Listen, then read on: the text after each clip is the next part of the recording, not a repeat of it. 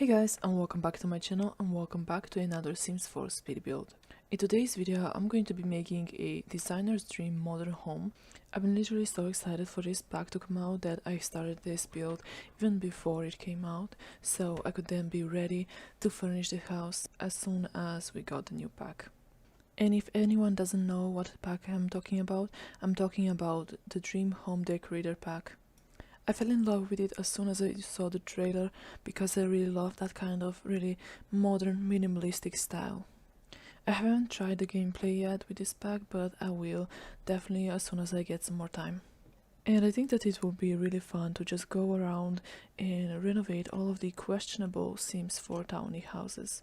And now I should probably tell you the specs of this house. So this house has 3 bedrooms, 3.5 bathrooms, a nice living room, kitchen, office, of the usual stuff, and yeah, you're going to see it shortly. Soon after I started building this house, I realized that the outside looks quite similar to the one that I did a while back.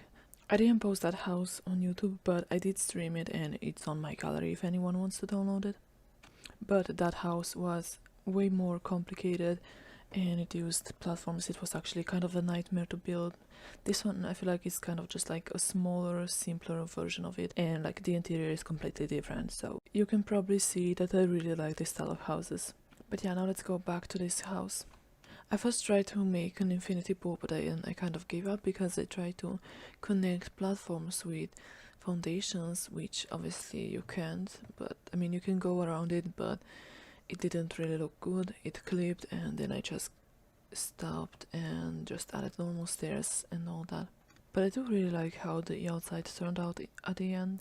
I had quite a few technical difficulties, you could say, and just trying to move things around, make it work, but yeah, at the end I feel like it did.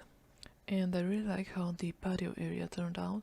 You're going to see that I made a sectional sofa before we actually had sectional sofas. Basically I just used the little ottoman and then I covered it and made like the whole sofa with the vents. You're going to see it, but yeah, I think that it turned out pretty cool. I actually took this idea from Ava Rudke. I saw it on her channel and I thought that it looked great, so I thought that I would try it. Also, I tried to really limit how many packs did I use. I think that I used at the end like 4 or 5 packs, something like that. So I just wanted for it to be more accessible to everyone. But yeah, the main pack that I use the most is definitely the Dream Home Decorator. That's the whole reason why I even made this house. Now you can see me making the sofa that I talked about before. And I placed the coffee table with the fireplace inside of it. It's from City Living and I really love it. I first didn't want to use it because I think that I only use this item from City Living, but then I didn't find anything that would be better than that, so I decided to just keep it. And I think that then I added just like some rugs from City Living to justify using this coffee table. Also, I added a bar outside, so you can definitely throw sick parties in this house. And obviously I had to add some lounge chairs so your Sims can relax and get it done. Here you can see that I was struggling with the platform, so then I just removed them and added some stairs. And with that, the exterior was almost done. I then just added some hedge and terrain paint to just kind of tie it all in together. The main focus of this house was definitely the interior because of the new pack, but yeah, if you like building in The Sims, what do you prefer, the exterior or the interior, or is it just the same with you guys? I think that for me, I really like doing the exteriors of the houses, but I really need to have reference pictures, otherwise it doesn't really come out that great. I mean, I didn't have a reference picture for this house, so I guess that's kind of like why it came out looking so similar to the other house that I did. But yeah, now we are finally doing the interior. So I started off with the living room, but I had to cut out quite a bit of footage because I had some lighting issues.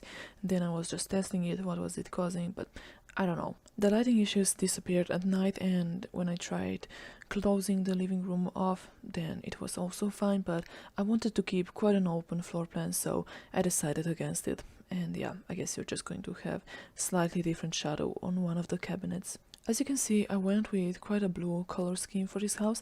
I usually try to avoid color as much as possible, but we had quite a few nice swatches of this blue color, so I decided to basically give it a shot and make slightly more colorful house, if you can call it that. One thing that annoys me about this pack though is the upper cabinets. We have two different ones, but they are not the same width, so I couldn't mix and match them, so this really annoyed me, but I guess I then just went with the plain brown ones. I ended up closing the kitchen in just a little bit because I didn't know what to do with all of the space in the middle of the house, and I thought that if it was a little bit more closed in, it would just like look better, and I think that it did. I did not add too much clutter in this house because I wanted to save on time, and also I wanted for this house to be quite usable, and I know that when I cluttered it too much it was kind of like hard to use it, so yeah, I tried to make it quite, not really minimalistic because it's not, but just like on minimalistic side, kind of. Surprisingly, I didn't use any gallery art in this build. I usually do, but I guess I didn't really have to. I just used quite a few swatches of the paintings that we got, and I used quite a lot of furniture, so then I didn't have that many empty walls to fill. Even though I first wanted for this house to have quite an open floor plan, I then closed it off even a little bit more. I mean, it's still kind of open floor plan, but yeah, it's not as open as it was when I first started. The thing with open floor plans is that it's kind of hard to really use up all of the space, but then if you close it off and you have too many walls, then you kind of have to fill those walls, or at least I do. I don't know why, but I always have to fill in all of the empty walls. I kind of wish that we got more clutter and just art with the new pack, but I guess we got quite a bit of furniture, which is good, but yeah, still it would be nice to get more decorations. I made this shoe closet in the entryway. I really like how it turned out, and I also added quite a few boxes and even the Lana the Llama, which is a little statue that we got. I think that is kind of fun. I don't think that I'll be using it much, but I guess it just fit in there, so I used it. And then I did the bathroom. I always like to have half a bathroom on the bottom floor just so the Sims can use it while they are just doing their mundane things. Now I'm just doing the office. As I said, this house is the perfect house for an interior designer, so that's kind of like what I try to do with this room. I used the new desk that we got with all of the tools as well as the vision board and all of the boxes and everything. I even added a camera because when you're playing the career you have to take before and after pictures of your clients' homes, so I thought that that would be a great touch. Then I just filled the space above the desk. I didn't want to leave it empty, so then I tried a few stuff. I didn't like it, but I ended up going for these two cabinets and I put in the shelves, and then I just placed some boxes on top. I then moved it back down just so it looks kind of like it's all like one. But yeah, I guess it turned out fine. So with that being said, I was done with the downstairs and I went to do the upstairs. I started off with the master bedroom. I didn't like the bedside tables that came with this pack because they were too small for this room. I then used it in the other room, but for this room they were too small. So then I made this custom headboard, but then I didn't like how this bed looked because it had pillows completely against it. And then I changed the bed, and then I didn't like how the legs looked on this bed, so I decided to use the vents to just cover up the side. And this is completely functional, but yeah, it just looked a little bit better. This is quite tedious work, but I think that it turned out fine, so I guess it was worth it. Then I just added this little reading nook. I mean, you don't need to read, it's just kind of like a relaxing nook because I didn't know what to do with that side of the room. But yeah, after that I just added some plants and the backsplash, as well as I think that I added books on the side. I then removed the paintings that I added right now, and I just added the wall decorations that we got with this pack, the little plants on the wall. I was so excited to do the walk-in closets with all of the stuff that we got, and yeah, it turned out pretty nice, but I feel like I'm already kind of over it. I don't think that I'm going to be making this in every house. It's just because I kind of know what to make, like one type, but then I mean, I know that you can make a lot of types of walk-in closets, but I guess I'm just not that creative.